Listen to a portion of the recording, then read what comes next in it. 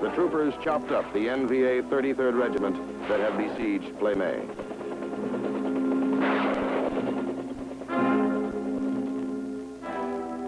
The enemy was forced to withdraw to its base camp at Anta Village in the Ia Drang Valley.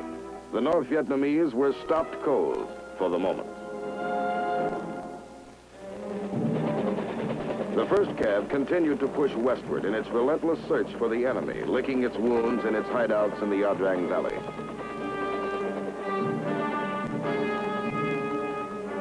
As part of this continuing search, a battalion of sky troops flew into a tiny landing zone, soon to be famous under the name of LZ X-Ray.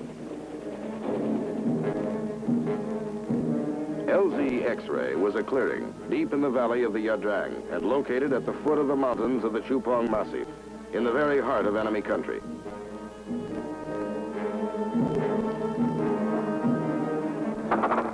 The NVA, reinforced by units of the newly infiltrated 66th Regiment, made an all-out effort to destroy the Air Cav Battalion. Their idea, evidently, was to make X-Ray the scene of a miniature Dien Bien Phu.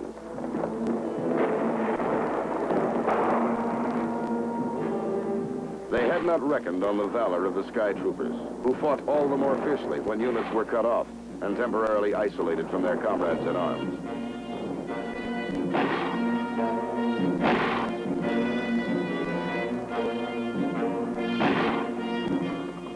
Nor did the enemy understand how the seemingly unprotected infantrymen could call in the support of air mobile artillery with such unbelievable speed. Shelled incessantly, blasted by aerial rockets, seared with fiery strikes by U.S. Air Force fighter bombers, the NVA was drenched in a rain of fires that decimated his attacking forces. The sky troopers had to pay a price, but they had turned the communist plan into a disastrous nightmare.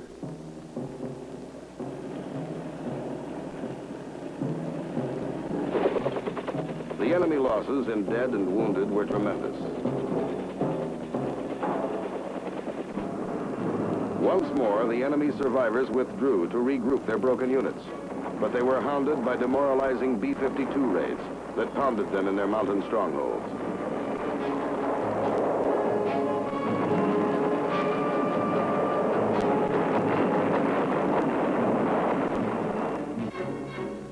The X-ray victors were ordered to get out of the way of the B-52 bombings by marching overland to 2 landing zones. One was an artillery landing zone dubbed LZ Columbus, and the other was for helicopters, its name LZ Albany. The Columbus-bound unit reached the LZ without incident. But the troopers bound for LZ Albany ran headlong into a strong enemy column marching to attack the air mobile artillery at LZ Columbus.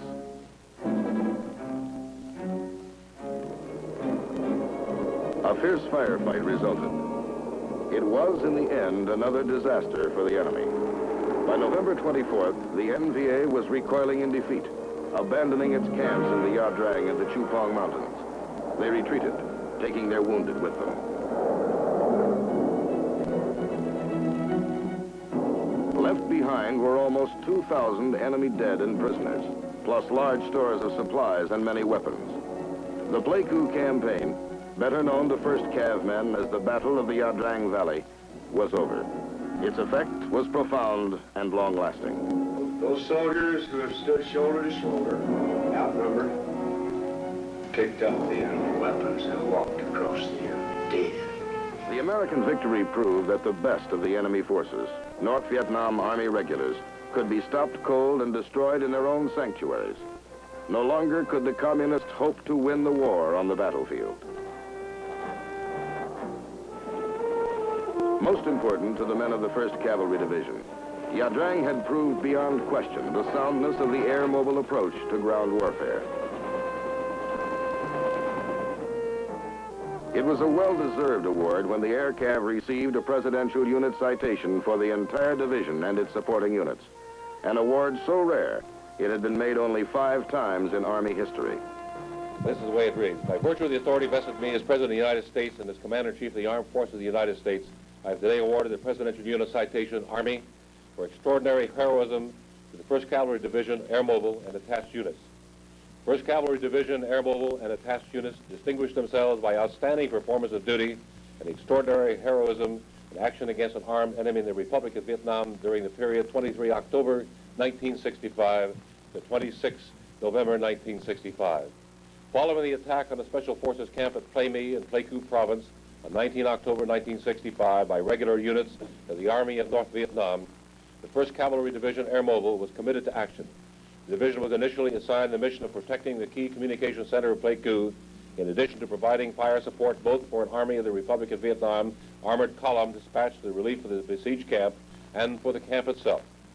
The 1st Cavalry Division Air Mobile, having recently been organized under a completely new concept and tactical mobility, and having arrived in the Republic of Vietnam only a month earlier, responded quickly with an infantry brigade and supporting forces. Using air assault techniques, the division deployed artillery batteries into firing positions deep within enemy-held territory, and provided the vital fire support necessary for the armed forces to accomplish the relief of the Special Forces camp. By 27 October, the tactical and strategic impact of the presence of a North Vietnamese regular army division in Pleiku Province necessitated a change in missions for the 1st Cavalry Division. The division was given an unlimited offensive role to seek out and destroy the enemy force. With bold thrusts, elements of the division pursued the North Vietnamese regiments across dense and trackless jungles of the West Central Highlands, seeking the enemy out in his previously secure sanctuaries and giving him no quarter. In unfavorable terrain, and under logistical and tactical conditions that would have stopped a unit with less capability, motivation, and esprit, the cavalrymen repeatedly and decisively defeated numerically superior enemy forces.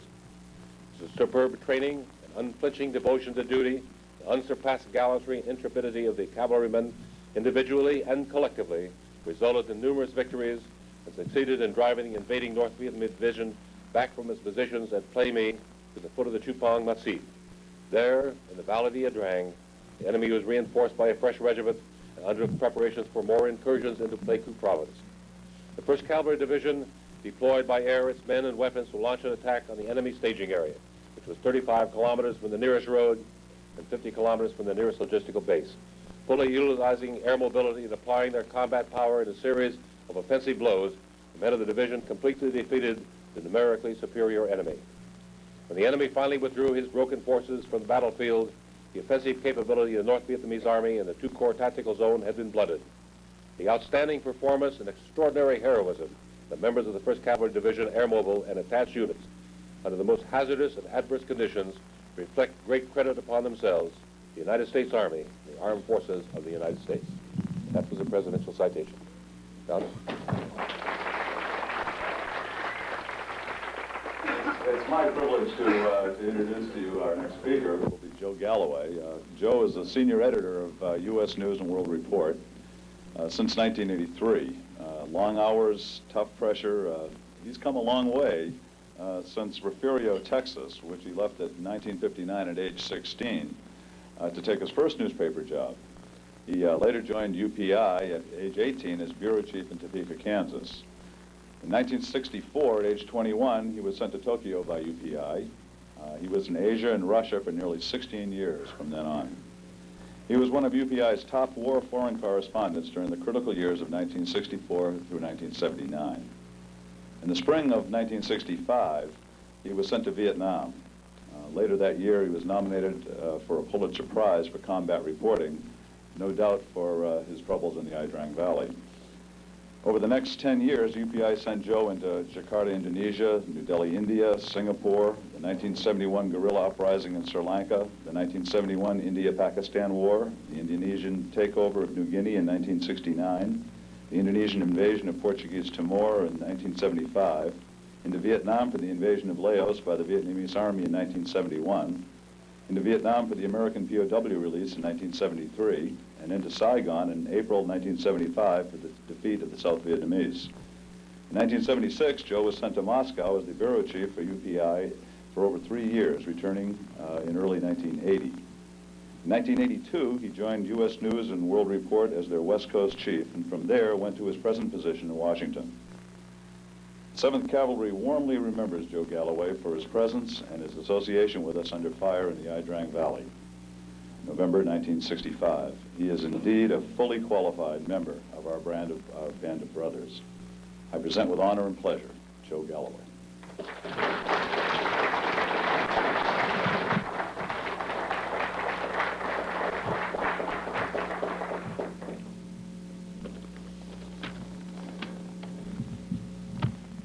You know, if half of what I've heard in the last 2 nights over in LZ West Park was true, I'm surprised old Ho Chi Minh didn't surrender when he heard you guys were coming.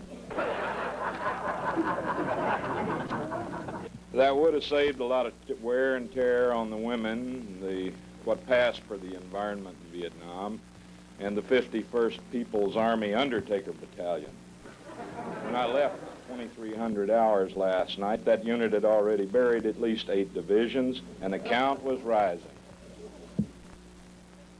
Fact is, if half of what I said the last 2 nights was true, I'm surprised Ho Chi Minh didn't surrender to me.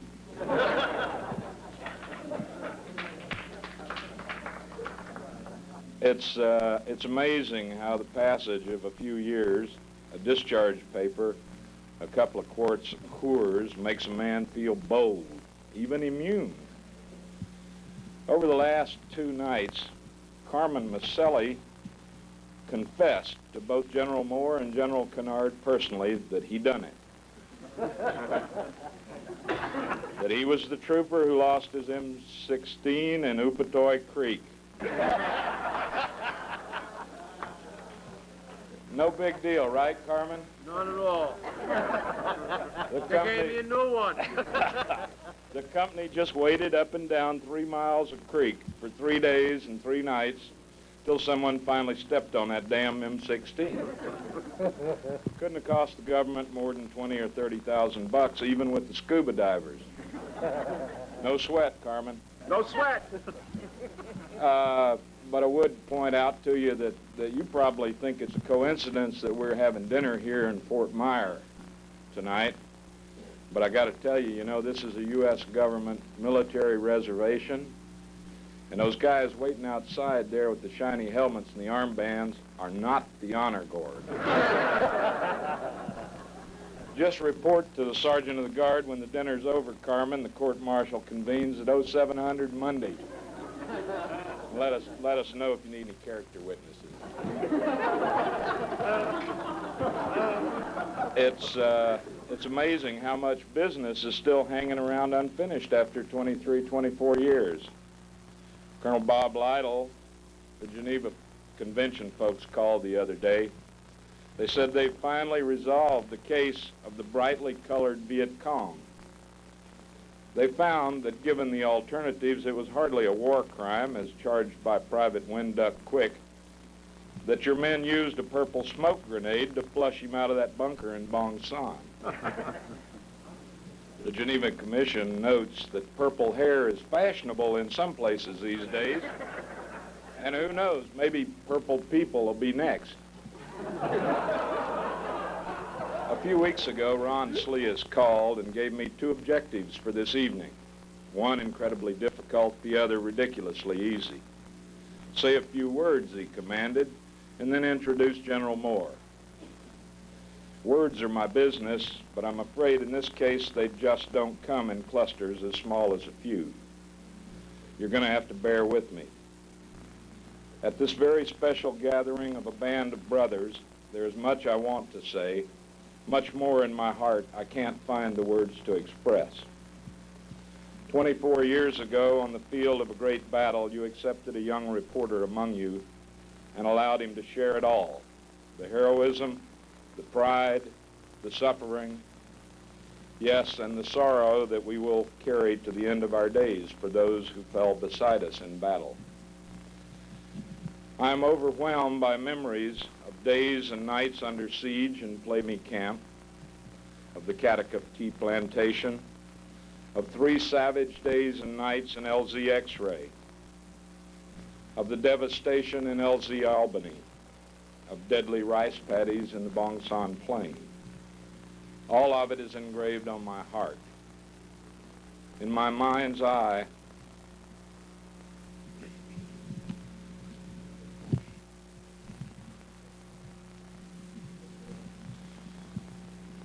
my mind's eye, I see you all as you were then.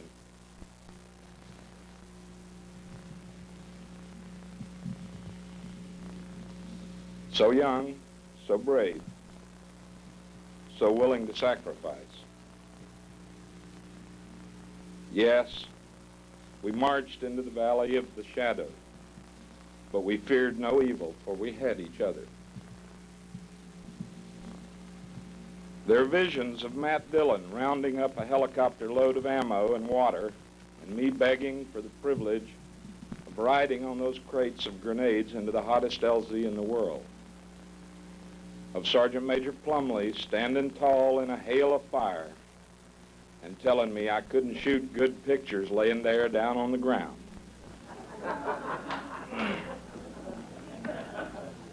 Of Captain Tony Nadal escorting his wounded to the very dubious safety of the rear at the anthill. Of that horrible slow motion moment as the canisters of napalm tumbled end over end toward us. For years afterward, in quiet moments, I would ask, why me, Lord? Why spare me when you took so many better men all around me?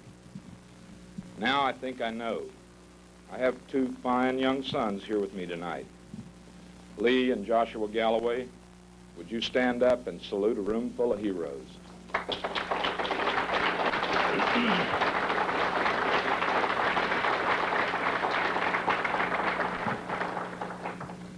I watch them for signs of that higher purpose. And I pray they will never know war as we have known it, that they may be permitted to serve their country by their lives, not with them. But if duty ever calls, I also pray that they march with the very best soldiers of their time, as I did. After the Ia Drang campaign, I stayed on in Vietnam another 9 months and returned for ever more depressing tours in 1971, 73, and finally in 1975. In between, I covered wars, coups, and uprisings in half a dozen other countries in Asia and capped my foreign career with 3 years in the Soviet Union. Throughout all of that, the officers and men of the 1st Air Cavalry Division provided a benchmark, a high watermark, by which I could accurately measure what I saw on other fields on other days. Tonight, gentlemen, I report to you that none of them even came close. I saw the American fighting man at his absolute best in November of 1965. I salute you, and I salute all our absent friends.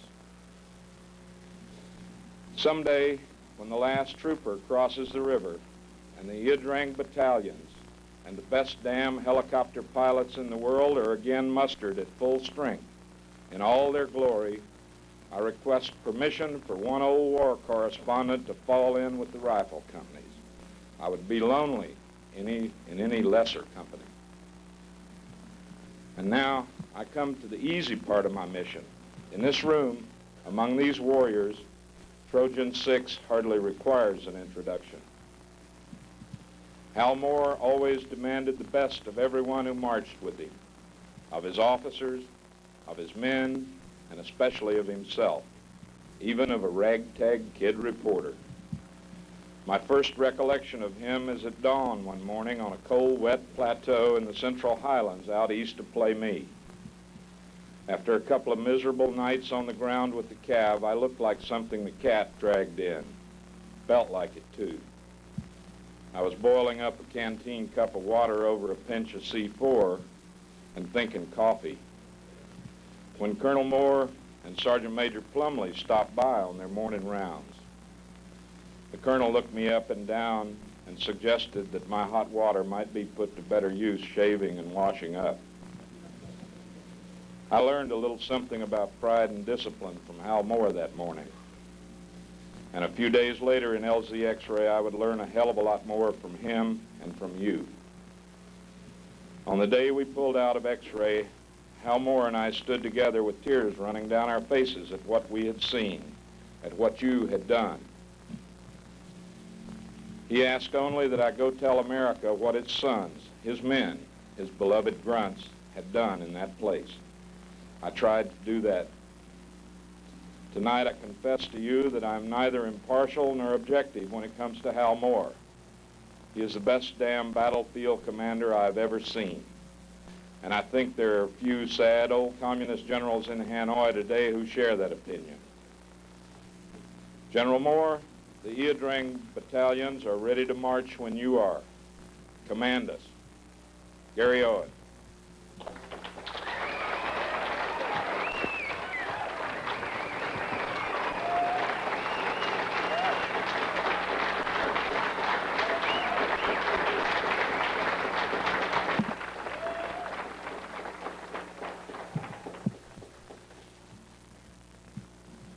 Thank you, Joe. I thank you for what you said about my brothers, the troopers in this room. And in a couple of minutes, I can't let your remarks about me go by without a rebuttal of some type. On 11 November 1965, Joe Galloway hooked up with the 1st and 7th Cav for the first of many hookups on many battlefields in the Vietnam Highlands. And Joe had a nose for trouble and the guts to go with it. We were hacking our way that day through the tangles of wait-a-minute vines and bamboo east of Play Me, and Joe had married up with Tony Nadal's A Company, and that's where I met him for the first time. As all of us here know, we took a walk in the sun in that dry hole for the next 2 days, 24 years ago, today, before we launched into the Ia Drang and into the history books. Anyhow, around dark on the 14th of November in X-ray, after a furious 6 hours of touch and go, cliff-hanging battle, we were settling into a perimeter with what we had left, and I'd radioed back to my S3, Matt Dillon, who'd been overhead in my Charlie all afternoon to get 2 slicks, load them up with ammo and water, and join us in X-ray. And P.S., bring my FAC and my fire support coordinator. Dillon gave me a roger and then told me, quote, that reporter Galloway wants to come along. I remember Joe, and also remembered that he carried an M16. And figuring that we might well have a need for both Joe and his M16, I told Dillon to tell him if he was that crazy and wanted to come along in his room, bring him in. Also, I'd taken a liking to Joe. He had impressed me as a battlefield reporter, and not some Saigon phony hack who left the Caravel Hotel bar only for the MacV 5 o'clock follies or for a steak cookout on the roof of the Hotel Rex across the street. So at 21:28 hours on that 14 November Sunday night, 2 Hueys roared through the low-hanging thick dust and smoke over X-ray and skidded into the elephant grass. Those birds were piloted by Major Bruce Crandall and Captain Ed Too Tall to Fly Freeman, who were at the Fort Hood reunion this past July. Crandall's co-pilot was Captain John Mills, who is here tonight, and I'm going to get to him later. Dillon, Galloway, and company hopped out, and I noticed that Joe lost no time in getting off that box of hand grenades. He was in X-ray with us for the rest of the battle, and the only reporter who was there all that time. And his courage and his professionalism and my admiration and respect grew over the months ahead as Joe Galloway covered all of our fights on the ground with us and under fire. Joe told his stories well, and he was dedicated to the truth, good or bad. He took no wooden nickels. One hell of a man. And thanks, Joe, for being here tonight and for bringing Mrs. Galloway, Teresa, your 2 sons, Josh and Lee, with you.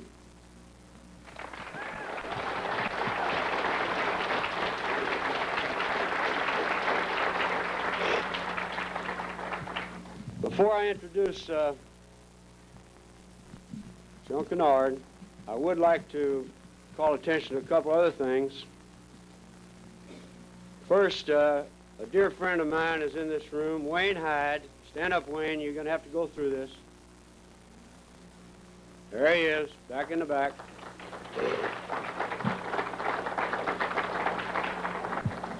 Wayne, keep standing now. You can't sit down. I just wanted to ask you. Wayne spent 9.5 years in Vietnam. October 65, April 75. I don't think very few Americans can match that record. He was a reporter for Voice of America. He was a paratrooper in World War II. In the CIC of the 17th Airborne Division, attached to the 101st Airborne Division, Joe Kinnard, for the Eindhoven jump. He jumped with you and your folks into combat in Holland.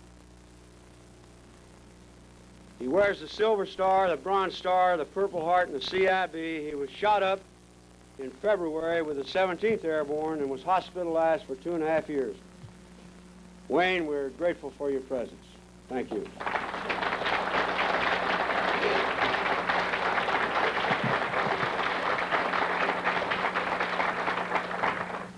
Another man I want to introduce here is John Mills. John, you're going to have to suffer through this. Stand up, John. John was Bruce Crandall's co-pilot.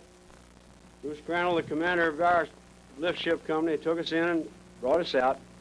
Infantry captain. He made a bet with me at Play Me just before we lifted off that he'd have us on the ground in 13 minutes and 15 seconds. And the bet was a beer when we got out.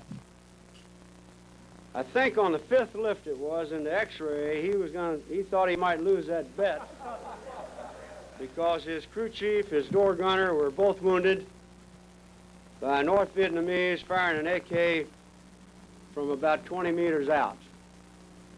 But John won the bet. He came in right on the money at 13 minutes and 15 seconds, and I bought him that beer at Camp Holloway on the 17th of November. On his second tour, or later on that tour, he was the assistant S3 of the 1st to 7th Cav. John, we're grateful for your presence here and in LZ X-ray. Thanks.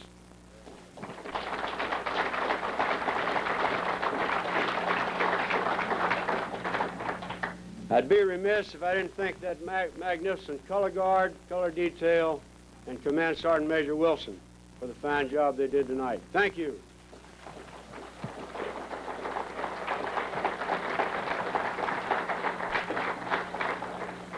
Again, our thanks to Bill Kreischer, Ron Sleas, and John Wallace. They pulled it off again.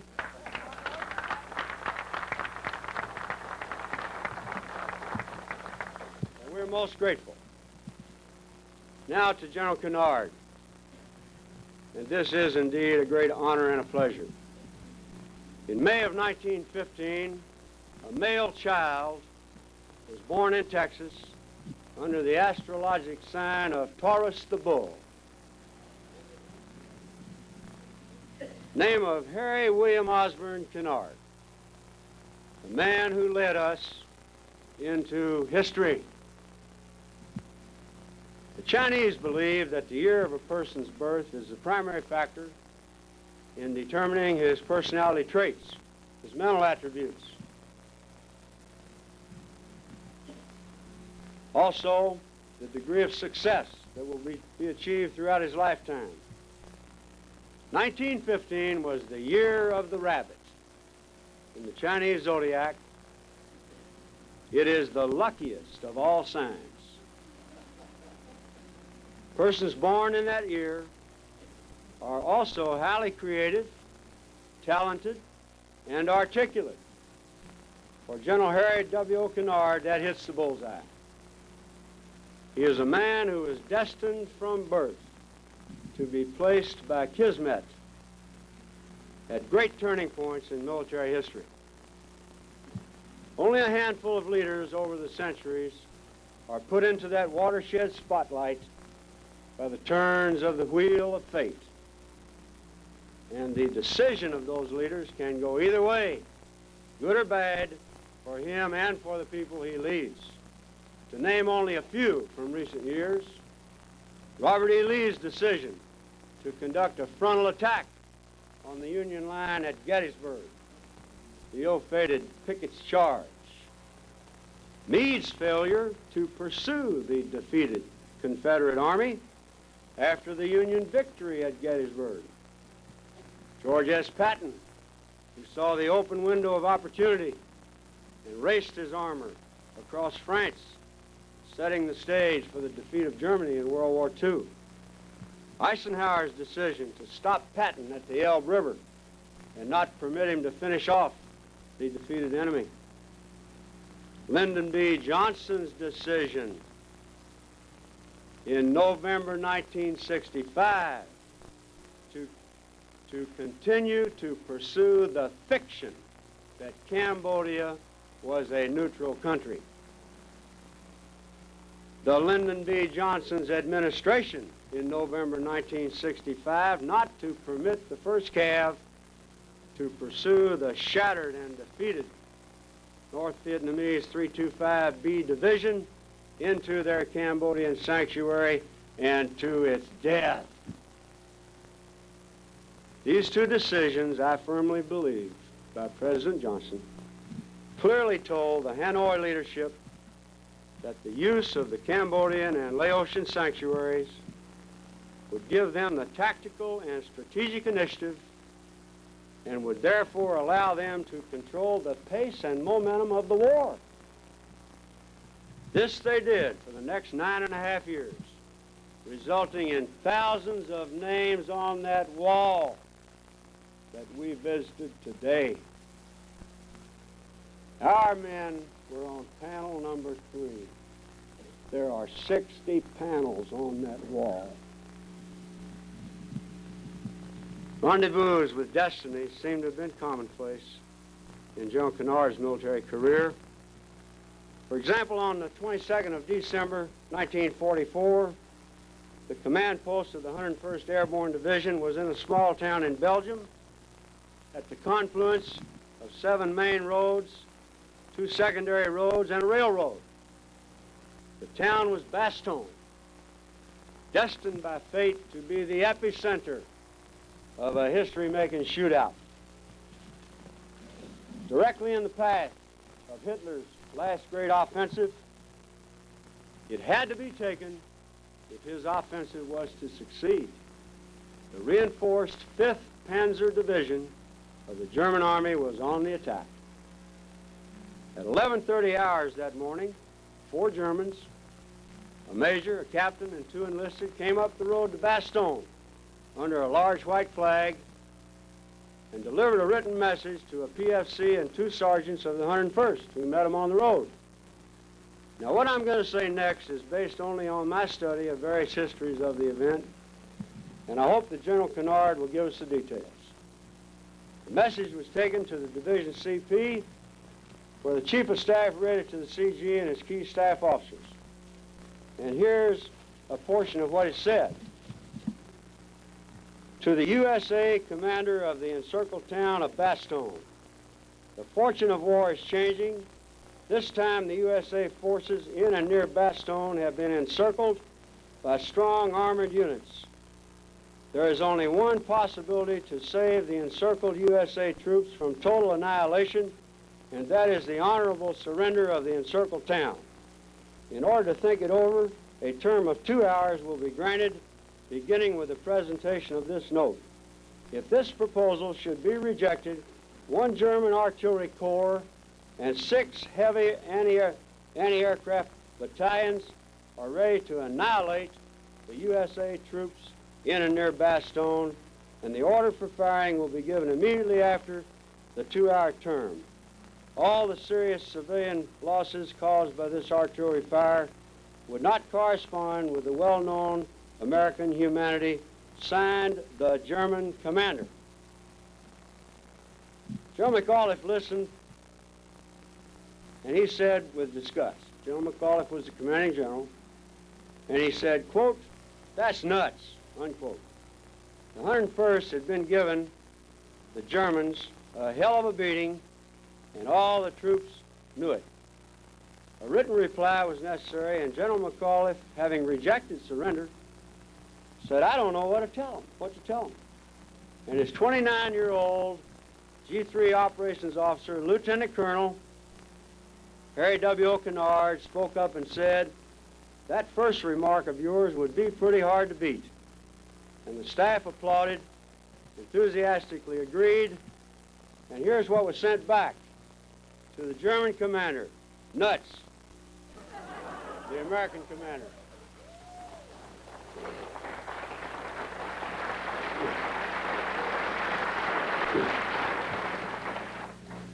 And so it went at Bastogne. The 101st held, and the Germans were beaten, and Harry Kinnard's recommendation went into history, along with the man himself.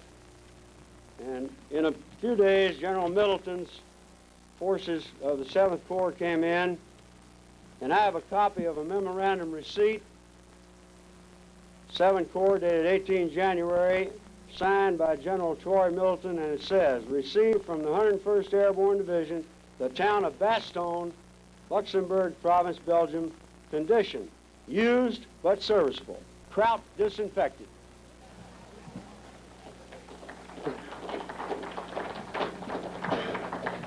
And so it went at Bastogne. General Kinnard's recommendation went into history, along with the man himself. As a military man goes through his early years, he's lucky if he has a leader who, by his example and style of leadership, puts him on track for the rest of his career. And so it turned out for me with General Kinnard. I served under him at Fort Bragg in 48 and 49. I was a 26-year-old lieutenant, and he was a 30-year-old lieutenant colonel. I immediately saw the man as one of the greatest. Colonel Kinnard let his officers run with the ball. He didn't check on us every move. He let us know he trusted us. And let me tell you, though, when you screwed it up, he nailed you. But it was very courteous, very private, no yelling, and you came out of it disgusted with yourself, embarrassed and ashamed. You let him down and determined it wouldn't happen again. General Kinnard's next major rendezvous with destiny was at Fort Benning in '63 when he was given command of the brand new 11th Air Assault Division in order to develop and test air mobility and air assault tactics and techniques. Though commonplace now in '63 and '64 and '5, the opening up of the sky over the battlefield to infantry and artillery maneuver and firepower was the hottest, most exciting military innovation anywhere in the world. And the Army couldn't possibly have placed a more creative, more imaginative, more innovative leader than General Kinnard into that position with that responsibility. It was a marriage which produced victory in the Pleiku campaign and numerous other victories on other fields up and down South Vietnam and in Cambodia. He led us into history. And I read about the new 11th Air Assault Division in '63, and I wrote General Kinnard and I asked him for a battalion. Whether or not he asked the Army to send me down to Benning, I don't know, but in June '64, I stood on Kelly Hill, grabbed a set of battalion colors. That battalion was to go into LZ X-ray 17 months later. General Kinnard was the ultimate, absolute best division commander I have ever served under, and for my money, was the best to serve in Vietnam throughout that war. He gave maximum authority to his assistant division commanders, his staff, and his commanders to make decisions on their own without reference to him. A paratrooper who believed firmly in the paratrooper philosophy that in a jump men will be scattered and on their own. Teach and train them to be self-sufficient, power down. He demanded and got total professionalism. Soft-spoken, sharp-eyed, ever alert, he saw everything that went on. He led us into history. The fall of '65, his time with Kismet had come again. The PAVN were charging out of Cambodia into the highlands to try to cut South Vietnam in half. As commander of the 1st Cav, General Kinnard asked for and was given the mission to find and kill the North Vietnamese division. another rendezvous with destiny. He and his men of the Cav did indeed defeat that Pavan attack and the entire division, and we in this room played a key role in the demise of that very professional enemy. We Band of Brothers, we stood tall in November '65. In the Ia Drang, we held the line and we never quit. We never slacked off. We won that victory against great odds, and we're proud men. You, General Kinnard, set the high standards of military professionalism, training, and battlefield air mobility that we were all required to meet in your great division.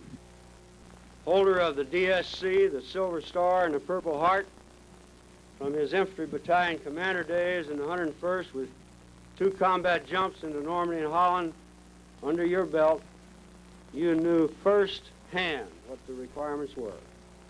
And you saw to it that we met those standards and accomplished those requirements.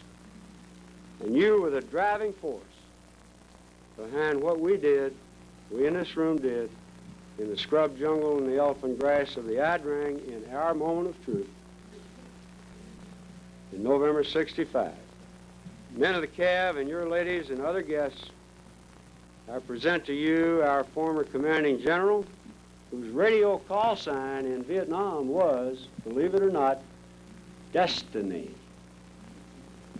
The man who led us into history, Lieutenant General Kinnard.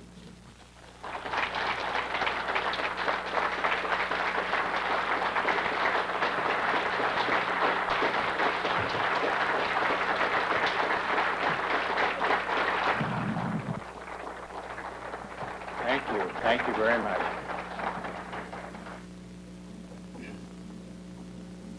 If I could, I would have come to the podium at a low hover after that introduction, but my rotors are getting a little old and tired. But Hal, I do thank you for a very generous, warm introduction. I only wish that some of it were true, but thank you very much.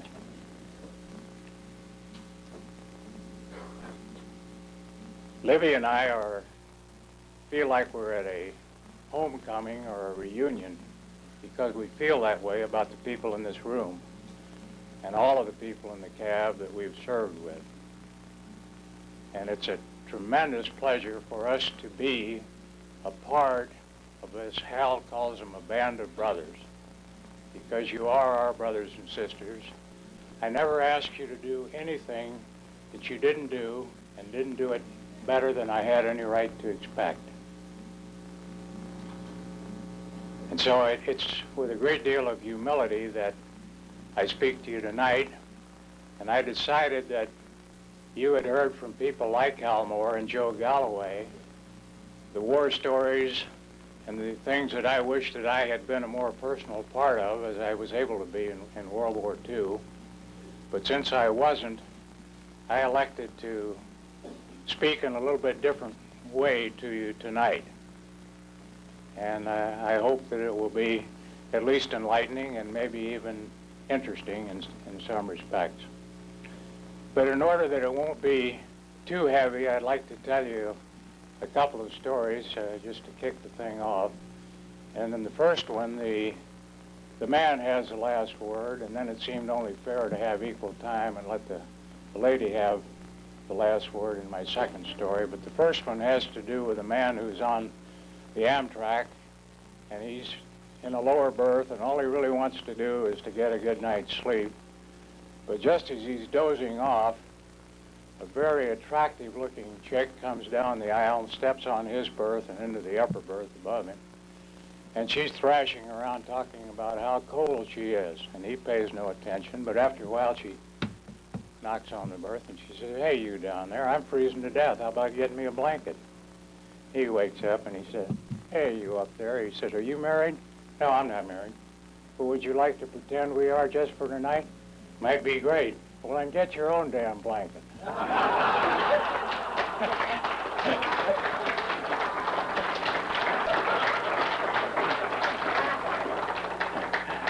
And the other one has to do with a guy who comes home, walks into his bedroom, and he sees his wife down the hall at her boudoir table, and she's stripped from the waist up, and she's admiring herself extravagantly in the mirror.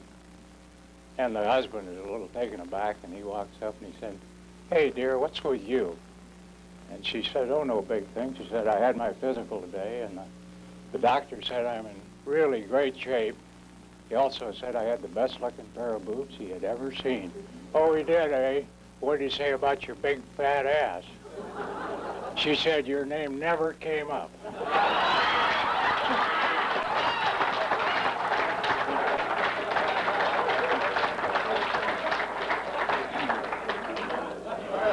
John, will you come up?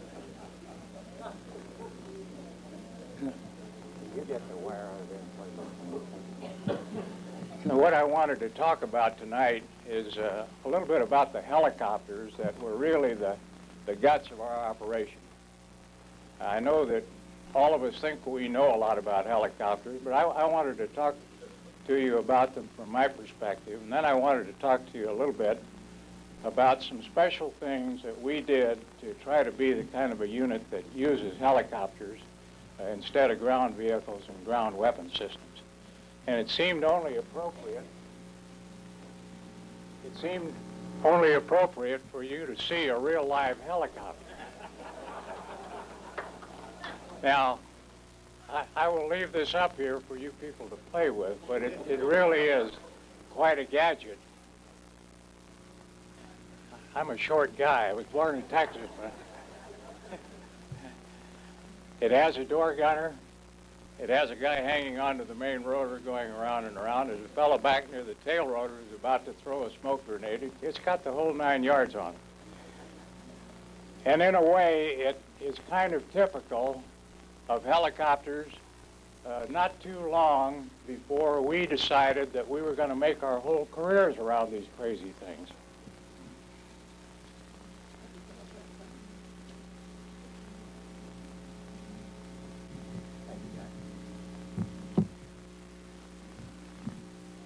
So I ask not a rhetorical question, because I'm going to try to answer it, but what did the Army see in these things? I mean, the Air Force thought of them as agitated palm trees that were a noisy thing that blew your hats off and tore the tents away and did other bad things. They weren't really very interested in them. But the Army saw in these things, even in the crude form that they were, at the end of World War II and in the Korean War and then in the years in between, a tremendous potential, because a helicopter is totally unique in being able to fly while motionless with respect to the ground. That may seem like a truism, and you're all aware of that, but to me it's still kind of a miracle. I mean, there are not too many things that can do that. Hummingbirds and helicopters, and not too many more come to mind. But because it has that potential, and because it can rise vertically without requiring a landing strip, and therefore can operate forward where the Army lives and fights, it did have a special potential. But what was the problem? The problem was that the darn thing was totally unreliable. The parts wore out. It took forever to maintain it. It just was not housebroken in the sense that the Army could really take it into its service. So why did they then decide in 1963 to take a new look at this thing called the helicopter? I think it's really because there had been a number of evolutionary changes that had come along through the years. The parts had gotten better. The rotor systems were more reliable. The turbine engine had come in as a power system for the thing. The Army was about to introduce a much larger helicopter, the Chinook, into the inventory. And the weaponization of helicopters had been undergoing some testing, and we had machine guns and rockets and things on helicopters. So all of this together made it somewhat reasonable to wring out the helicopter and see if it really was here to stay. So that I believe was part of what the Army asked us to do, was to wring out the helicopter and see if it had overcome enough of its past deficiencies to be a reasonable kind of thing to have in the Army. But the other thing that they asked us to do was even more extraordinary. They wanted us They wanted the artilleryman, for example, to do away with his truck prime movers, and this blew the minds, believe me, of the artillery. And they wanted the signal people to do away with these large vans that they had and to put their stuff into quarter-ton trucks and that kind of thing. I don't think that the Army really knew what they were asking at the time, but that's what we decided had to happen.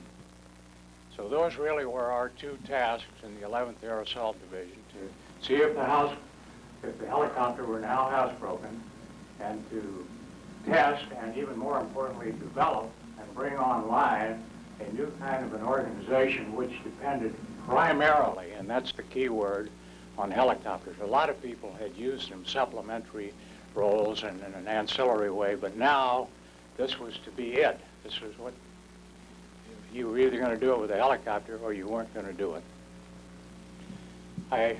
In the years past, I used to be able to talk like this without notes, but now I don't even try to do two important things in one day, like get a haircut and mail a letter, so I do have to refer to my notes. I noticed Joe Galloway did it too, though, so maybe it's okay, because that was... Okay, so how did we ring out the helicopters? Well, technically, we didn't offer a great deal. All we did was find things wrong with them and report them to either the makers or the technical people in the Army who had to do with it. But from a systems point of view, I think we did a great deal. That systems phrase has gained a connotation recently of being a keen thing to have, and it's nice to talk about, but it really does sort of describe it. What I'm talking about is all of the things that might make the helicopter better, no matter what the bird itself was able to do. And we had a host of these, and I'd like to tick some of them off. First of all, if a lady has a dress she likes and she puts on a lot of extra pounds, she has a couple of options. She can either go out and buy a new one, or, perish the thought, she can take off a few pounds.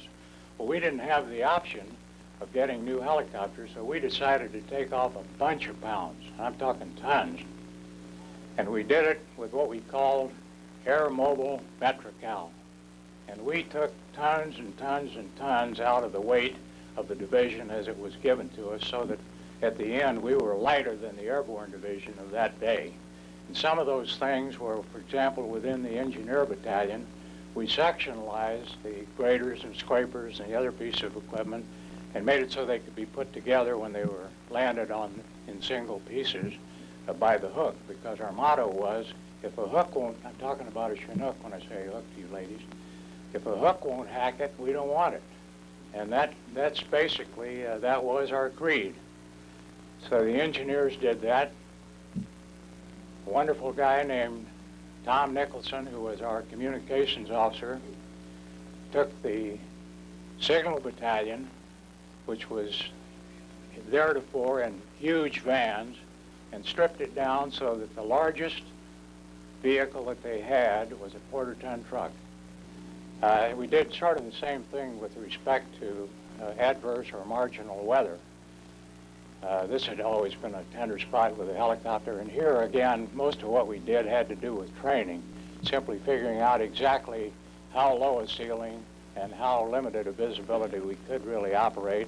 But we did come up with lightweight ground control approach radars and that sort of thing, all to try to work with the helicopter and expand the envelope of its operation.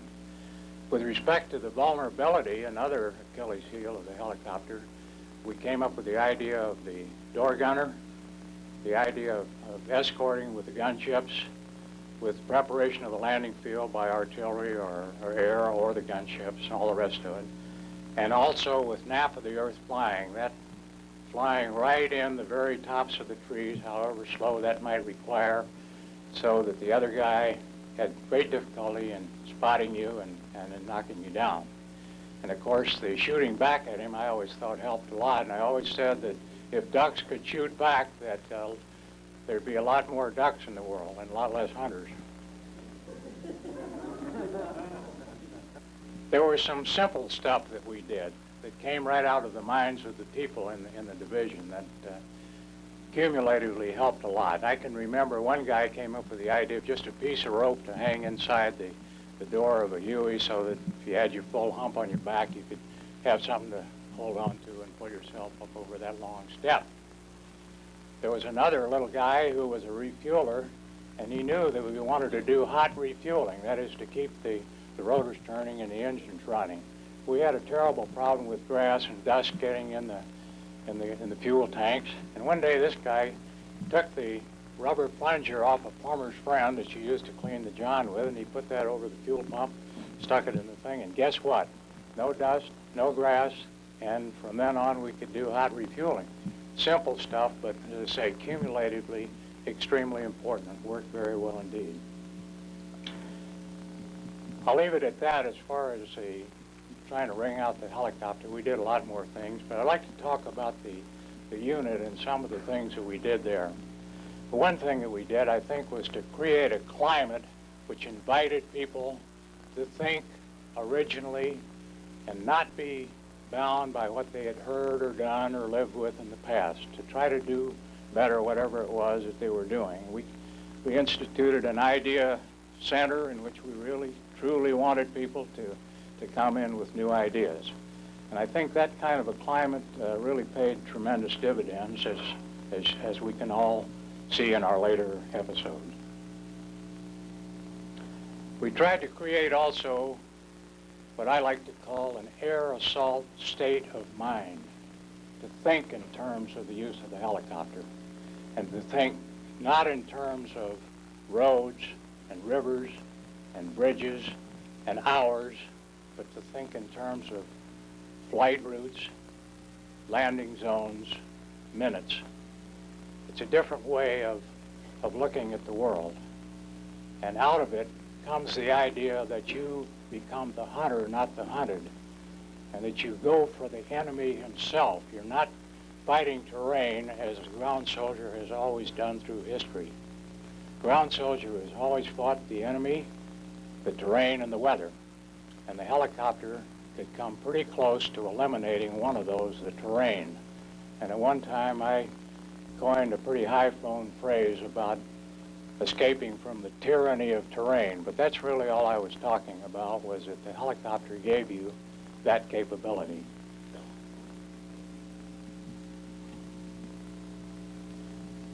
We thought and did a lot about teamwork between the aviation units and the non-aviation units. And it started right at the single helicopter in the squad, and it went right on up. And the idea was to develop mutual understanding and mutual trust, because it was very, very obvious that we had to be able to put these teams together at all levels and do it very quickly, sort of in our sleep, no matter how tired anybody might be, and to make the thing work. And it paid off tremendously. The last kind of concept I will refer to as come out fighting. And what I'm talking about is that in World War II, when I had been a parachutist, I found that when you go directly at the enemy in his rear, that you better be ready, and I mean ready. General Taylor, this was one of his great concerns in World War II, was that the 101st that the soldiers would not be ready for the kind of trauma that's involved in their first episode being heavy contact with the enemy. But I could foresee that was going to happen all the time in our kind of a unit. And that is really why I tried to get parachute qualification for all of the combat arms of the division. I was not able to sell that, except finally we did get one brigade. They gave us a third of a loaf in the division, you might say.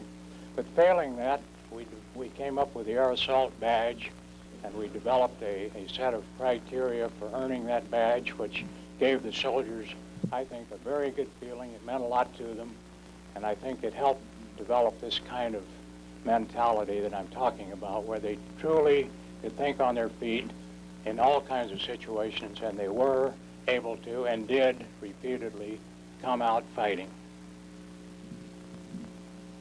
Now, the developments that I'm talking about didn't stop at the waterfront when the division went over to Vietnam. They continued in Vietnam.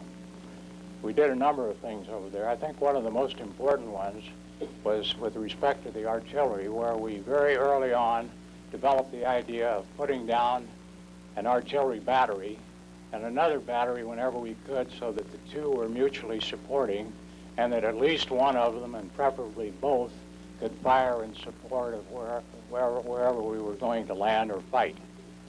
Now that became later on sort of institutionalized over in Vietnam, and I must say I took a dim view of the kind of fire bases that they had later on. We had no such intention in mind when we came up with the idea. We were simply, it was a transitory thing, just there long enough to get the job done and pull out and go somewhere else. I think that was very important. Another one was false insertions, a kind of a shell game with the enemy in which you pretended to be landing troops in all sorts of places, and he really had no option but to check them all out. And believe me, on your feet through that kind of terrain, that's kind of an exercise. So we did that repeatedly, and that paid off in a big way.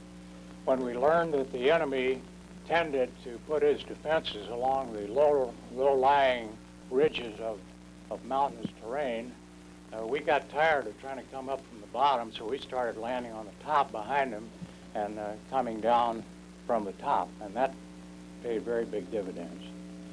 And then we had what we call the Air Force engineers. If we had a really tough piece of terrain, like a double canopy jungle, we'd call on the Air Force and they'd drop a big one and they'd blow a hole, and then we would use these Chinook ladders, which is another thing we developed, or repelling, put guys down with chainsaws, demolitions, and expand this hole in the jungle until finally we were able to have as large a landing zone as we might need.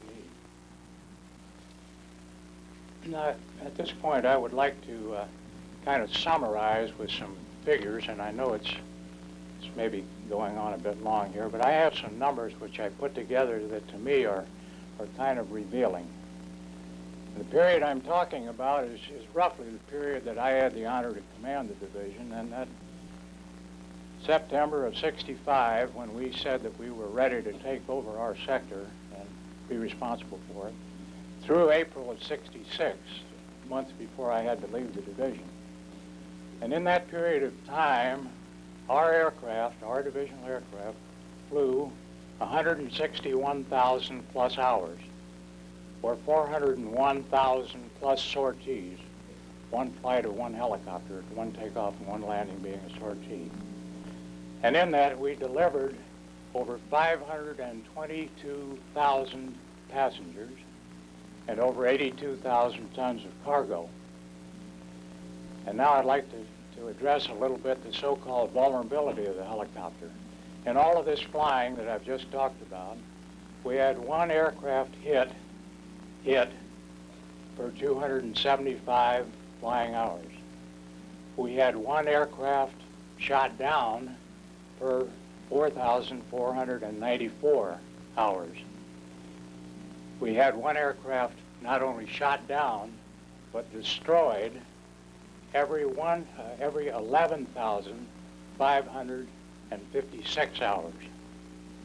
And 61% of all the aircraft that were shot down were recovered and put back into service. Now, what did this mean in terms of casualties? We had an air crewman who was wounded every 1,264 flying hours. And we had an air crewman killed every 5,992 hours. So this seemingly sitting duck helicopter, at least in the environment of Vietnam, properly used, properly supported, is not a sitting duck at all. Nobody ever claimed that it was immortal. All we ever claimed was that it could do the job slicker and quicker than any other way of closing with the enemy. And I still maintain that that is a very true statement.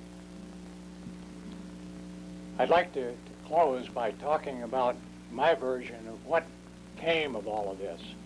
Was it really for naught? Was it just a lot of work that a lot of wonderful people did, but nothing really ever came of it? Or was it pioneering that paid off? And I maintain it was very much the latter.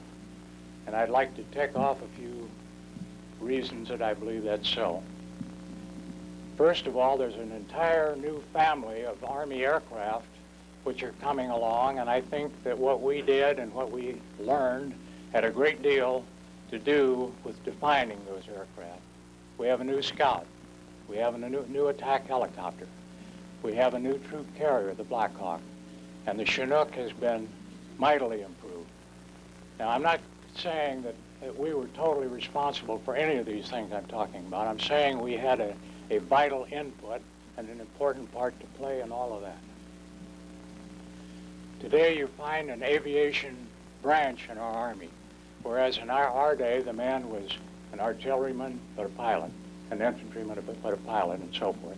And that had some real advantages. But with the kind of aviation that we have in today's Army, and given the constraints on the number of pilots and so forth that Congress has placed on the Army, there was really no other way than to go for an aviation branch. So if you go to Fort Rucker, as I do frequently, you will find that branch, and you will find that they are not going to be another Air Corps that flies away and leaves us. They are totally committed to being a full-fledged member of the Combined Arms team, and that's the way they're playing the game. And I think we had a hand in bringing that on, too. Within the structure of the Army, you find the 101st Air Assault Division, very much the counterpart of what we were in the 1st Cav and in the 11th Air Assault.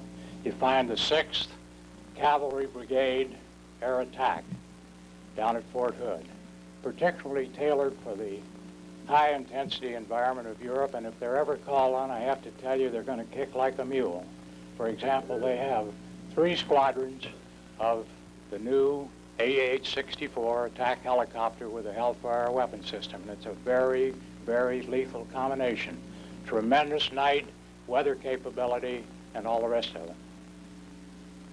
And finally, and maybe most importantly, in every brigade in the United States Army, in every division in the United States Army today, you find an aviation brigade that has within it all of the elements that we had in our aviation, so that they are capable of doing the kind of things that we did on a regular basis. So I think you could safely say that we really made the whole Army air assault conscious and capable of doing it. And if you want further proof of that, look at the concept of the Army today for how it plans to fight the war in the next century. They change the name of this every 5 minutes or so, but the last I heard it was still air-land battle, and let's assume that that's what it is. But it's talking about engaging the enemy in great depth, both at the division and corps level, and it's talking about fighting the enemy in depth and at the line of contact and behind him. I'd like to have had her on one of my units. But I have to tell you that without Army aviation, the air-land battle could not happen. It's absolutely fundamental to it. So I guess what I'm saying to you is that our efforts were not in vain. I think that we could have used them to a much better avail in Vietnam, and I wish we had been permitted to do that. I always felt that the way to do it was to go into North Vietnam and go to Hanoi and tell them how it was going to be, and I think we had the capability of doing that sort of thing. But that was not our lot. But what we did do was important, and you are the people that made it happen. You're the people that made me extremely proud to be a part of you always, and you always will. And I want to thank you for the opportunity to be with you and tell you that my every wish is that from now on I have the privilege of serving with people like you in whatever I do. Thank you very much.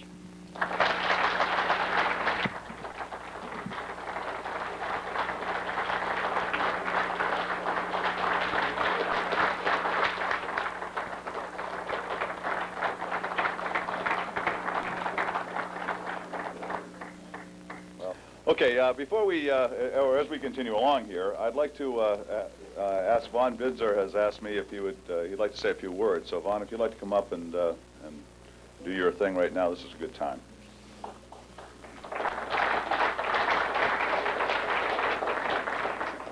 Well, thank you.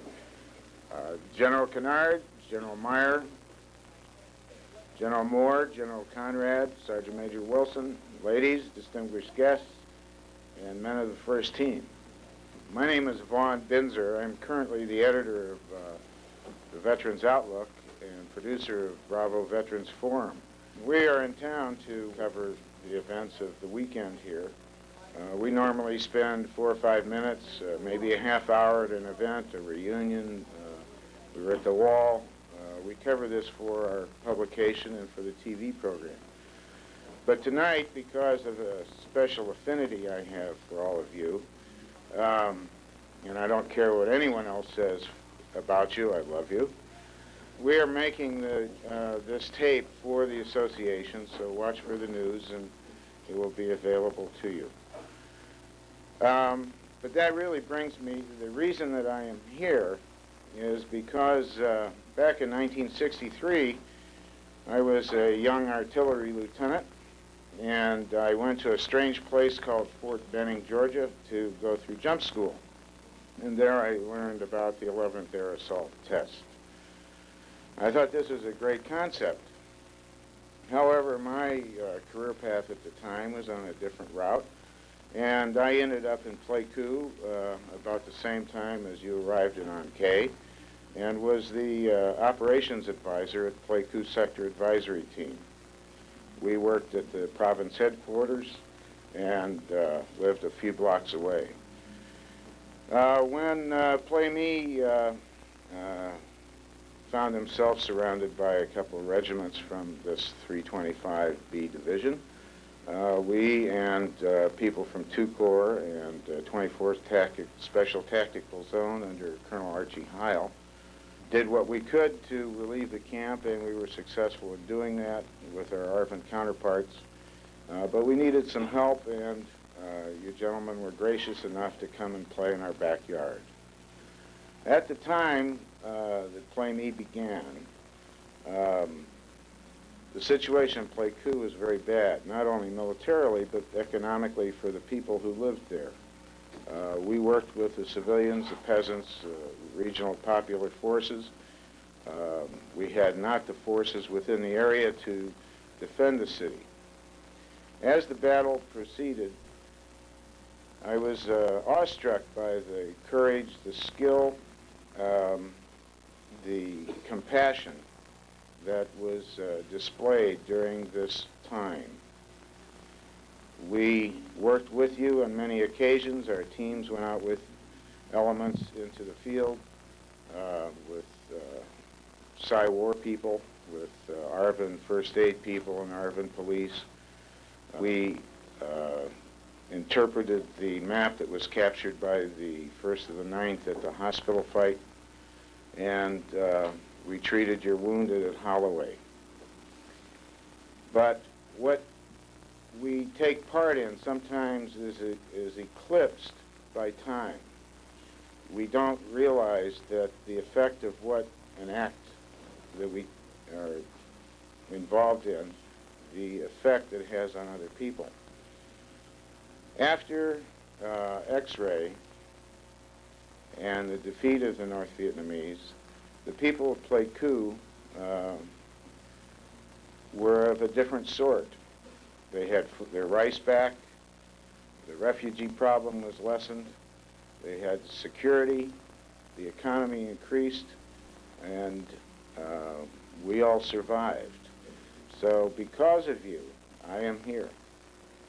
And I bring to you from the people of Pleiku Sector Team, the 2 Corps people, Special Forces, the Air Force, and the Play-Me Society, our thanks. Thank you.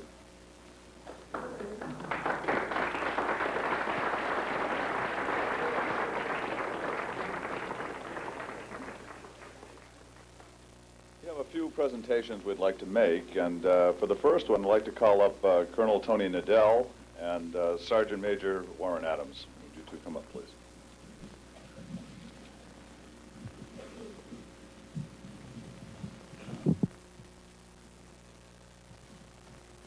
A couple of years ago in Orlando, I was asked to make a presentation, and those of you who were there maybe remember that I had a hard time doing so. I got kind of choked up partway through it.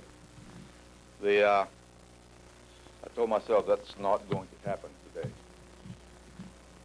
The gentleman that I have, for me, genuinely a great personal honor to make a presentation to with Sergeant Major Adams, General Kinnard, and I'd like to say that when one is 53 years old, I believe that the time for heroes is past, to have personal heroes. But there are two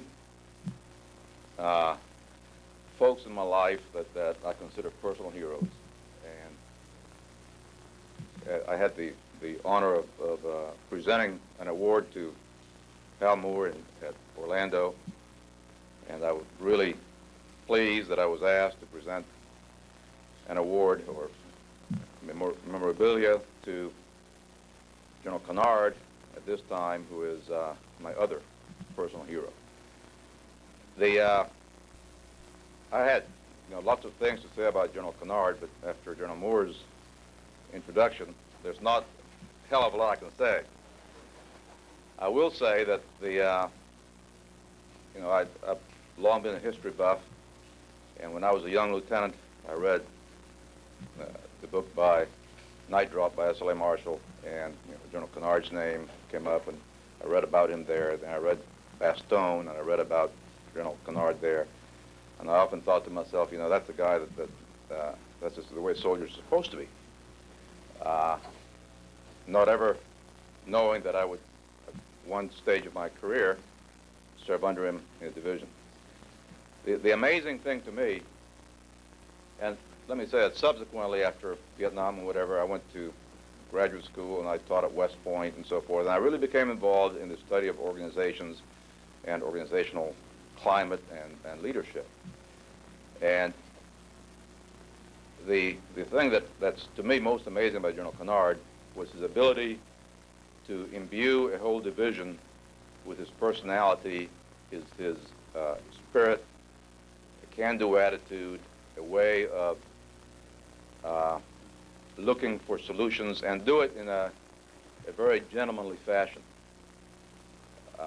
I've had the fortune and misfortune of serving under a lot of different people in the Army and in civilian life. And the people that I admire most are those that can get great tasks done without abusing subordinates. And General Kinnard epitomizes that.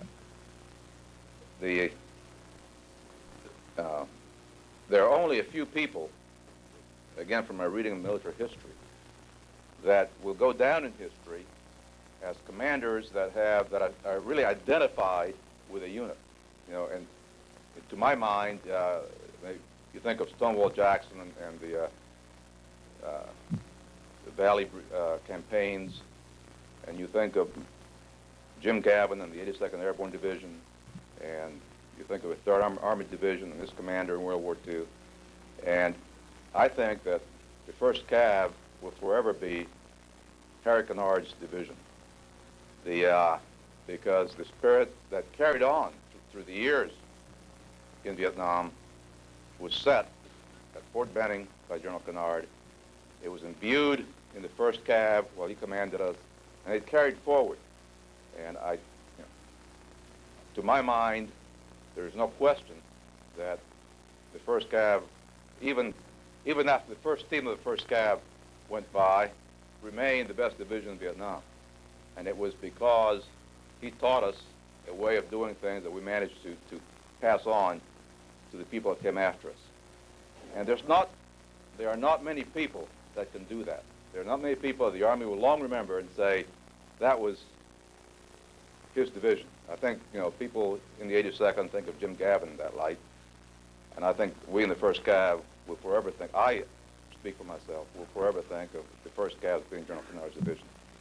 With that, I'd like to ask the Sergeant Major to present him with this token of our respect. Would you come forward, General Kinnard, please? We have a small momentum here of a bayonet, knife, we use for many, many things. particularly, I'd like to let you know the serial number of this, which is one of the last that's made. It's a data, that serial number, 0965, September 1965. Thank you very, very much.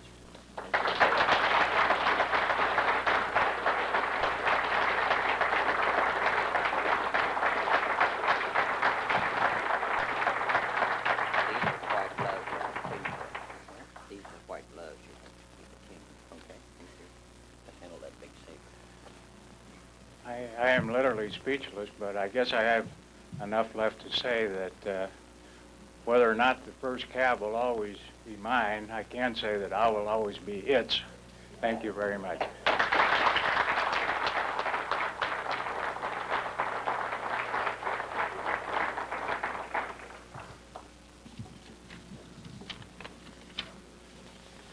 Now I'd like to bring forward, excuse me, Colonel Paul Winkle, from the 229th Aviation, and Jim Cumberland from the 9th Cav for another presentation.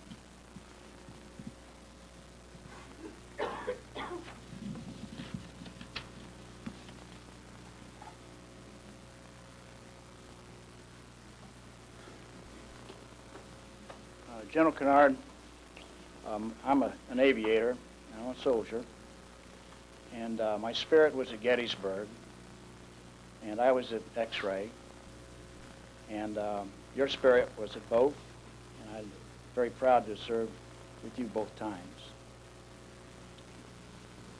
I'll bring him over. Would you come over here, sir? Jim Kinnard. If you take your jacket off.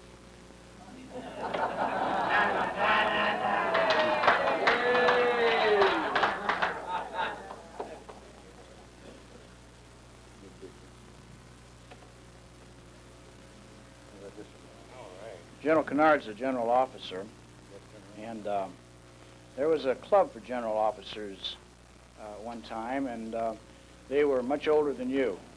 And there was an old gentleman sat over in this corner, and an elderly gentleman sat in this corner, and another one sat here, and another one sat there, and they'd been there for 15 years, but no one had spoken to each other. And Sound like General. and one of these fellows decided it was high time to say something, so he stood up. He was the British Officers Club, British Soldiers Club, and he said, it's high time that we spoke to one another, and I'll be the first. And he said, I'm a brigadier, and I'm married, and I have 2 sons, and both are barristers. Well, he sat down, and about 45 minutes later, another older gentleman from the corner stood up, and he said, brigadier, married, 2 sons, doctors. He sat down, and about 45 minutes later, the other fellow stood up, and he said, brigadier, married, 2 sons, members of Parliament. Immediately, the 4th gentleman stood up and said, Sergeant Major, never been married, 2 sons, brigadiers. Thank you for allowing me to... All general officers, like General Kinnard, are human. I have to tell one that I've used on a few of my lawyer friends that you might not have heard, but the question is, why does San Francisco have so many gays and Washington have so many lawyers? And the obvious answer is San Francisco had first pick.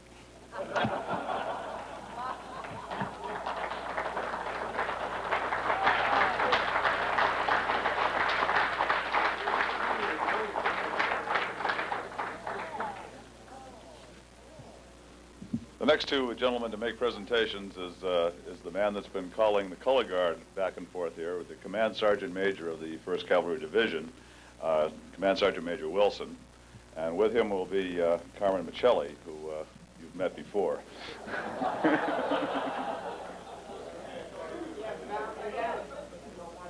Carmen, the NPs are outside.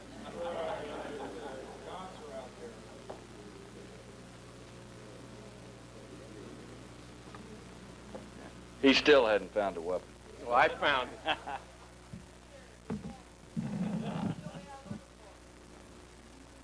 John Kinnard, being one of your young warriors that had the privilege of serving with you back in that great year of '65 and taking that great division over,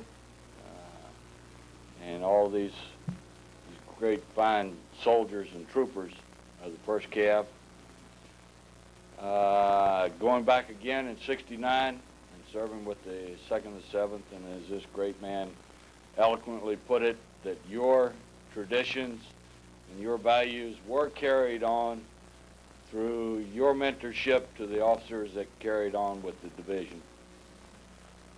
And again today, having the great privilege of being in that great division, I would like to report to you that the troopers and the 1st Cav are still, as you put it together in 1965, a winning team, a tradition with a great future, and we hope we'll continue to live up to your standards. With that, sir, great Carmen and I have something here. If you would come up, I'm not going to let him escape, sir. You're not, I could see that.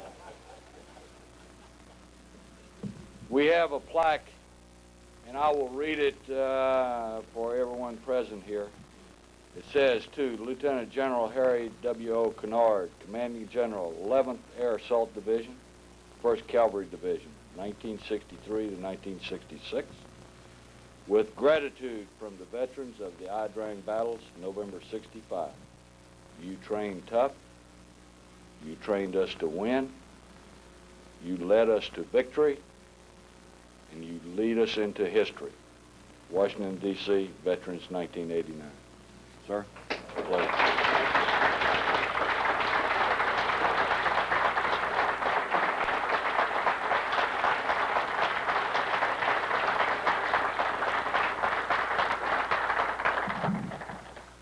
John, you didn't tell me this was going to be Kinnard night. I really am. I'm overcome. But you know, when I served in the 101st Airborne Division, I thought that that was kind of the be-all and end-all, and it was a tremendous unit, and I still have great affection for it. But I have to tell you that commanding the 1st Cavalry Division was really the highlight of everything for me in the Army. And the thing that happened to me all the way through was not trying to get the people to do something, it was trying to keep up with you. And that's really the way I feel about it, and it's a mighty easy deal to be the leader of the kind of people that you are. But it was a great privilege and an honor, and I'll never forget it. Thank you once more time.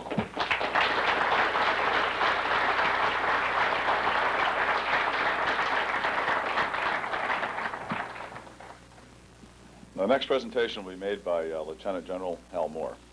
General Moore.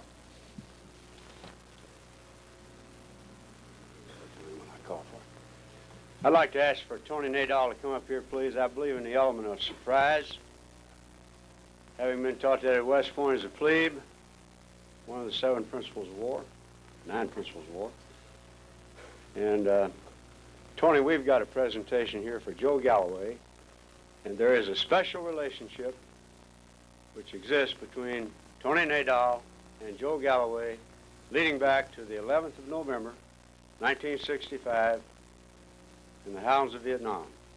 And all I would like to do is to be able to read the inscription on the plaque.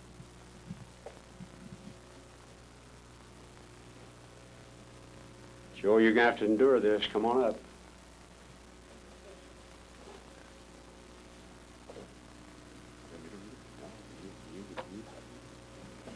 You tell about Joe Galloway from a company commander standpoint. Well, this is a surprise now. This is as much a surprise to me as it's to Joe. The first time I met Joe, I was standing in or close to the first time I met Joe, I was standing in a stream bed, helping guys like Carmen Maselli and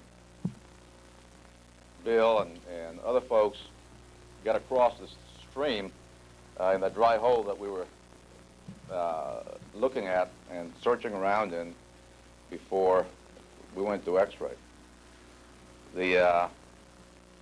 As General Moore said earlier, Joe, unlike some of his friends, came to stay. He was with us throughout the campaign. He didn't catch the first helicopter out when it got dark or scary. I think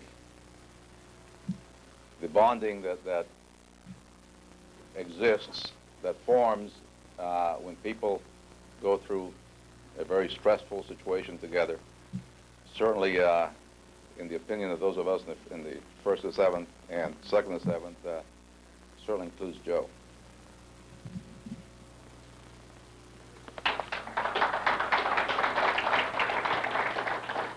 Folks, this is a plaque.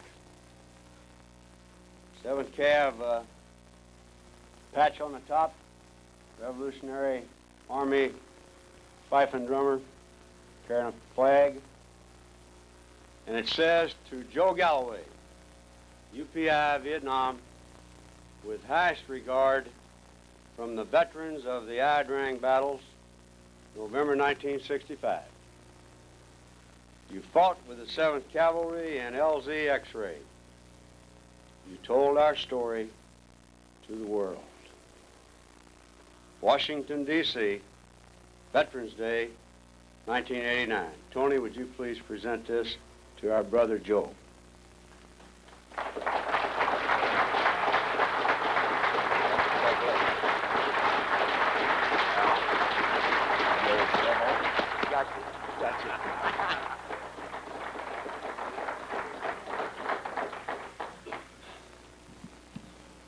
This is, like Hal said, he got me. I'm humbled by this, I'm honored by this, and I'm proud to stand with you tonight, as I did on a few other places. I guess, as I look back, and maybe forward, I'm not a great reporter. I studied under one, Charlie Black. I wish to hell he was here tonight.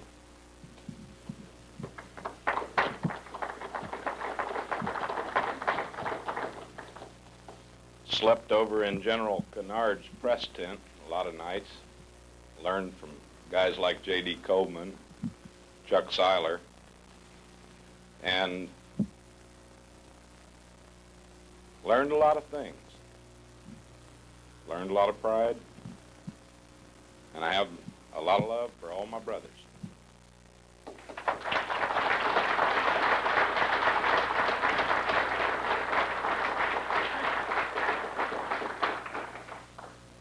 I'd like to ask Colonel John Herron, who was the company commander of B Company, 1st of the 7th Cavalry, and Colonel Herman Worth, the executive officer of the 1st of the 7th, to come up for the next presentation, please.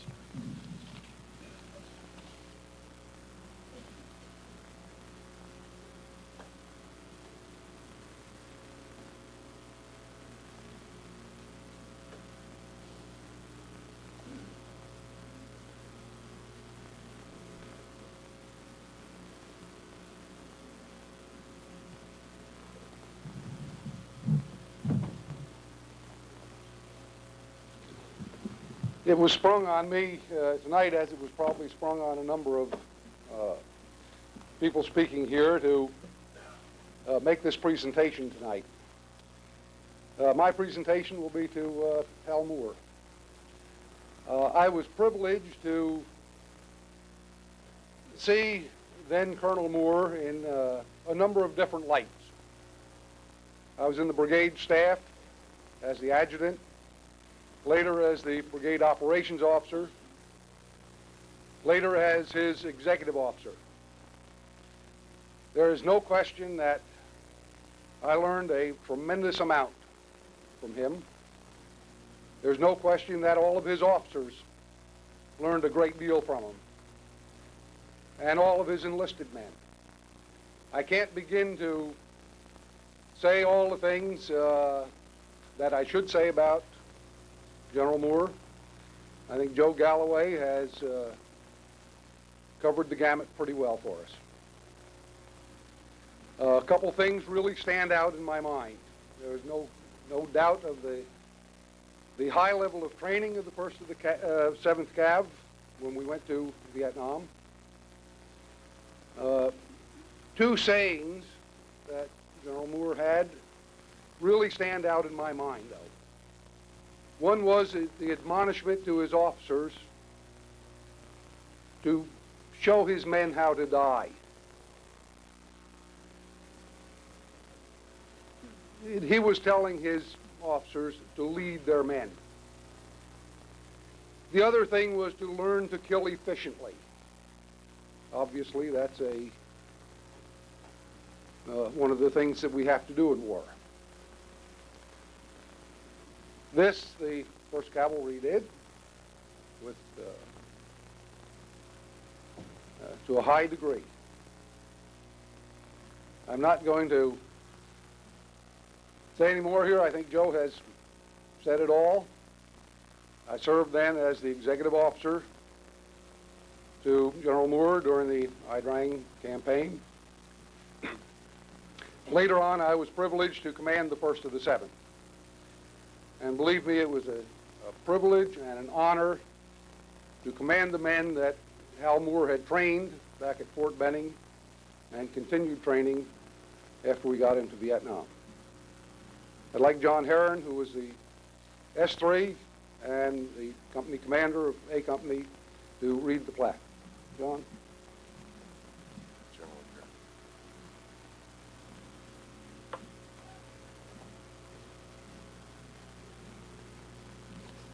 To Lieutenant General Hal Moore, Commanding Officer, 1st Battalion, 7th Cavalry, 3rd Brigade, 7th Cavalry. With gratitude from the veterans of the Ia Drang battles, November 1965, you took young soldiers and made them men. You trained them to fight. You led them in the victorious battle at LZ X-Ray. You brought all your men home. To them, you are and will always be the ultimate battlefield commander. Washington, D.C., Veterans Day, 1989.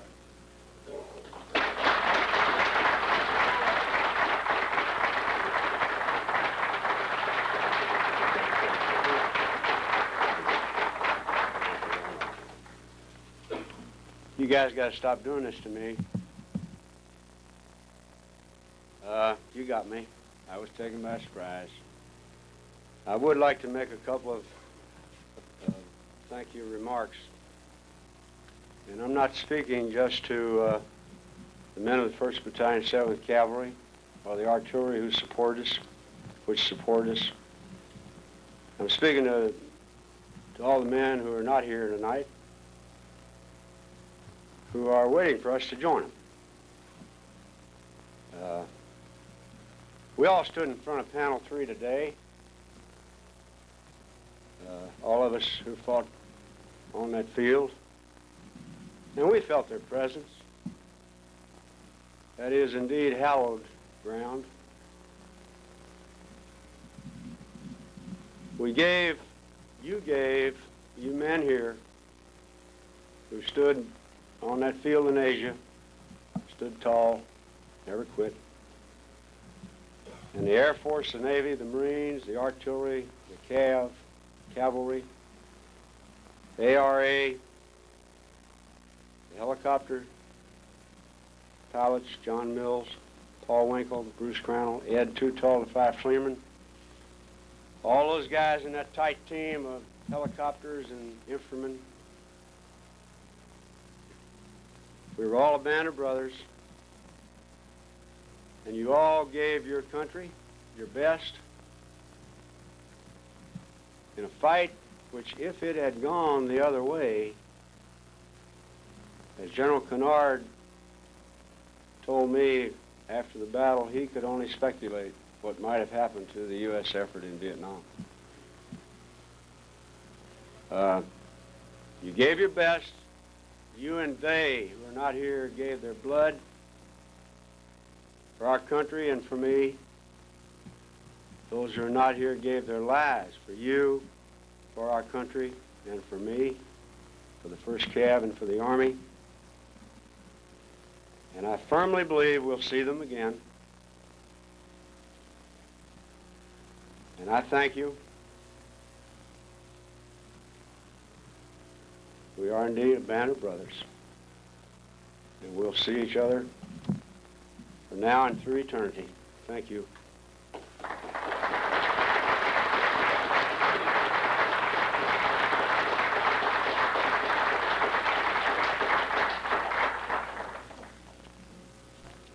I'd like to ask Bill Beck from A Company, 1st to the 7th, and Jose Talavera from the 9th Cav to come up and do the next presentation, please.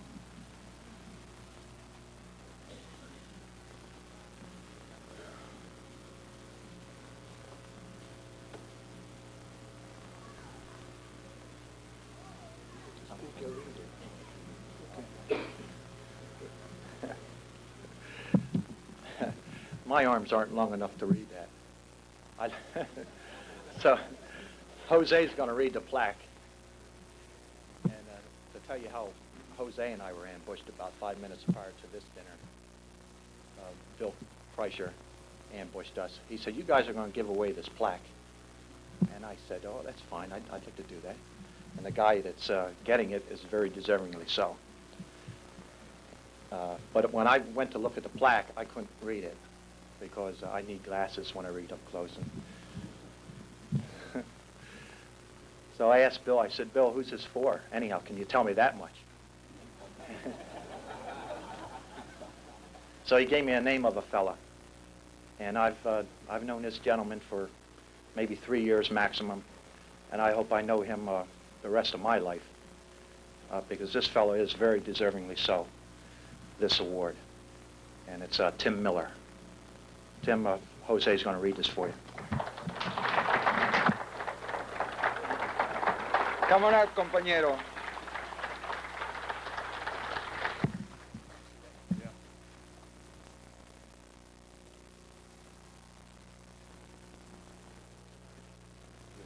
To Tim Miller, past president, 1st Cavalry Division Association, with gratitude from the veterans of the Ia Drang battles, November 1965, for guidance and leadership in the past, and for your continued support in the future.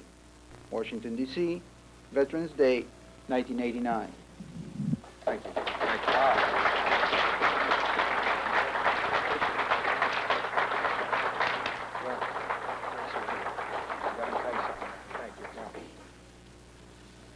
This is incredible.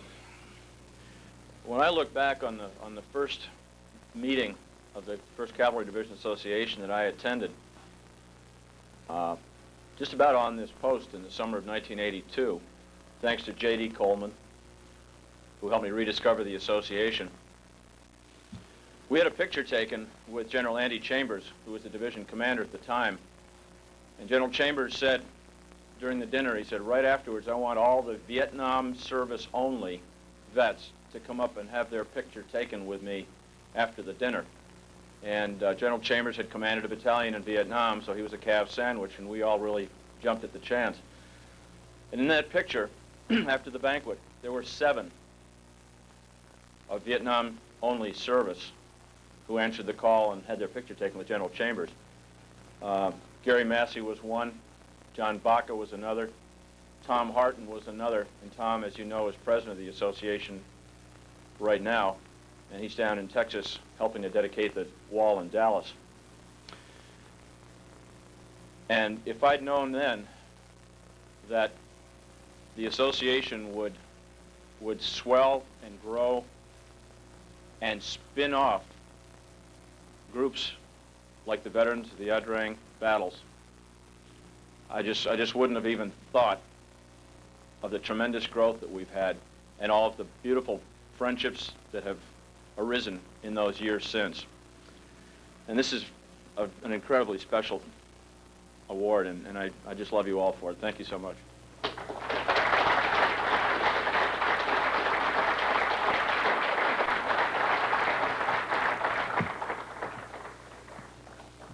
For the benediction tonight, I'd like to ask Major General Mike Conrad to come up and do the benediction, please.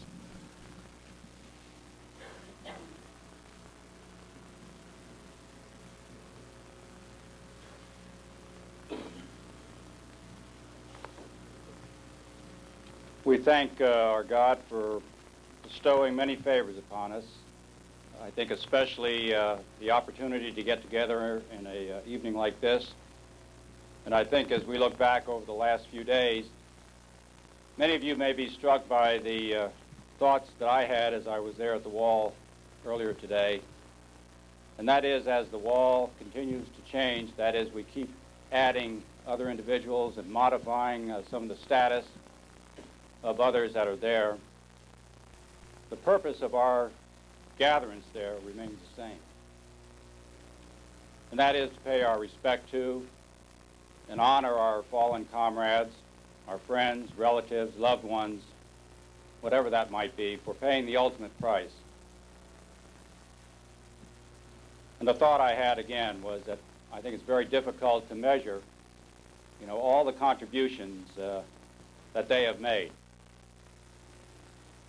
But I think to put it in somewhat proper perspective, all we need to do is view back the events of the last few days, beginning with our own election process, and then particularly those events that are occurring even as I speak here in Eastern Europe and in Berlin, to know that a free people exercising their free will in a democratic society, does not come cheap.